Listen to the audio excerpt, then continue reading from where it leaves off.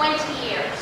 And what I know is that if I stand up here and tell you what to do, how likely do you think you're going to be to follow through? No. It just doesn't work. There's something about our approach to health and fitness that we need to talk about and take a serious look at. And that's what I'm going to do here this evening. So I'm going to start out my night with a question.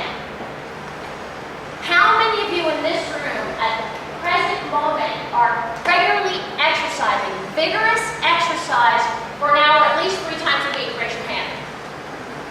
Fantastic. That's awesome. That's probably about 40% of the room, which is better than most rooms that I presented. It's usually about 10% of the room will do that. Now, by show of hands, who wants to have more energy? Who wants to feel better? Who wants to look just a little bit sexier once in a while? Yeah, exactly. But if you're not exercising regularly, how likely do you think it is that you would actually be able to do those 3 things, especially as you are getting up in age? It's not likely. Now, I'd like to ask you one more very honest question. Who in here hates exercise? Okay. So that probably was another 40% of the room, because sometimes, even though you exercise regularly, doesn't mean you necessarily like it.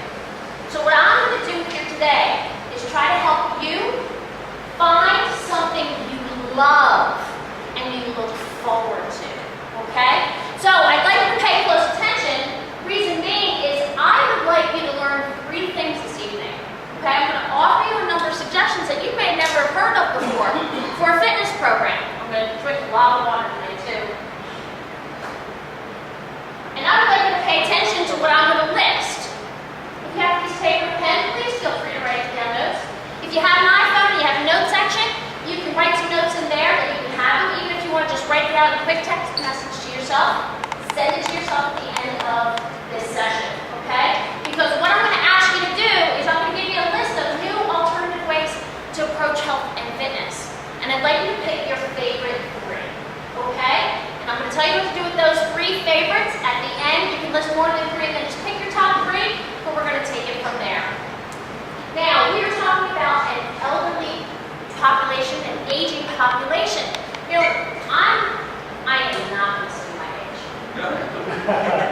But thanks to John, I can stay looking like I'm in my mid-30s, even though I'm about 105. So John, you take care of me from here up. I got you from here down, okay? So, in our normal, supposedly quote-unquote healthy, aging population, there are 3 major concerns. Concern number 1 is body composition. Concern number 2 is stress on the body. And concern number 3 is depression. So those are the 3 things that I'm going to focus on tonight, because when it comes to the HIV community, those symptoms become exacerbated. They get to be higher. So we're fighting a bigger battle. It's a little bit harder of a struggle, but it's not a struggle you can't win. And the thing is with this population is we don't have a lot of research on aging and HIV and AIDS. You are the gophers in the guinea pigs going forward. You are the people that are testing this information on, because we don't have a long history of it. So let's start making those age dynamics and those health dynamics. Let's push them out there. Let's make them healthier. We've already been able to prolong the lives of people. I mean, we've all lost people back in the 80s and 90s to this virus, and it's not helping as much anymore. Let's keep you healthy as you continue to age. So we're going to go back and we're going to talk about those 3 issues, and I'm going to talk about 2 different boxes. I'm going to talk about inside the box, things that you're pretty familiar with, and then I'm going to talk outside the box, and things you may have never thought of before, okay? So let's start with body composition. So in an aging population, you're going to lose lean muscle mass, and you're going to gain body fat. That would be a normal part of aging. But when you throw in all of the medications that you are adding to your life, then you have additional issues to deal with, and especially in the HIV community, the muscle wasting in the arms and the legs, and the body fat gain in the abdominal So what the first approach to health, and they've shown through studying that HIV and AIDS patients are actually able to increase lean muscle mass and increase the circumference of their arms and their legs and decrease the circumference of their waist by doing two things. Number one is regular strength training.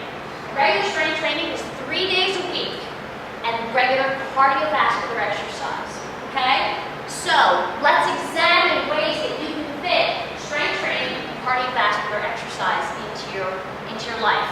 Now, earlier you heard about many of the health issues that can go on. Exercise has been shown to reduce hypertension, to reduce the occurrence of heart disease. You can actually reverse type 2 diabetes. You can increase lean body mass and lean bone mass through exercise. So, there are no downsides to it unless you don't like it, okay? So what are some options? Inside the box options. What do you think? What is something common that you think you could do to help yourself increase lean muscle mass and decrease body fat? And here's some things. Walking. Stretch bands. Anybody else? Bicycle riding. Bicycle riding. In the back? Swimming. Swimming. Great. I was going to say swimming. Swimming. Anybody else? Treadmill. Treadmill. Exactly. So those are all pretty traditional exercises, and they're all fantastic. So you can join a gym, such as Optimal Sport Health Clubs, and I'm just saying that because by being here this evening, we have a free 30-day membership for you. We have cards like this that are sitting over here on the table. Just FYI, as you begin this fitness journey, you may want to come and try our facility out, but anywhere you can go exercise is going to get this wheel rolling, and I just want to get the wheel rolling if you're not exercising yet. So, in the gym, you can do strength training. You can take classes, which you're going to work with a certified instructor more than likely, who's going to warm you up, stretch you out, work you out, and the whole deal. You can work with a personal trainer like myself. At Optimal, we have the Optimal Workout, which is semi-private training. You can do strength and body fat reduction all at one time in less than an hour. You could work out with a buddy. Okay, these are all inside the box suggestions.